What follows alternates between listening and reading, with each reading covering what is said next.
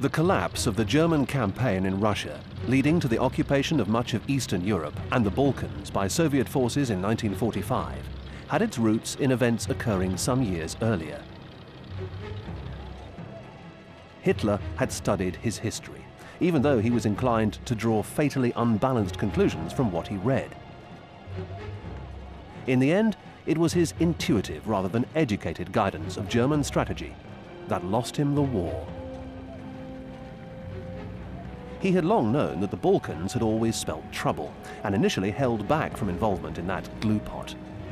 In 1939, after the conquest and dismemberment of Poland, he entered into the infamous pact with Stalin and turned his attention to France and Britain, his enemies in the West.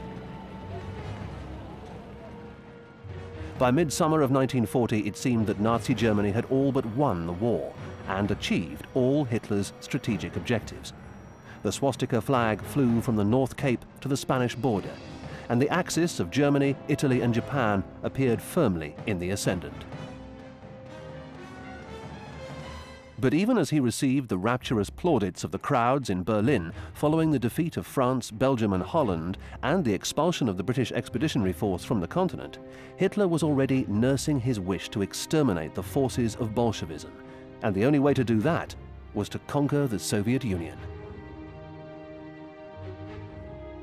Once this had been achieved by the destruction of the Red Army, Germany would have achieved a long-cherished ambition: the acquisition of vast tracts of territory that could be colonized by Germans, who would work the land and develop its industrial and economic potential using masses of slave labor provided by the Russian rural masses.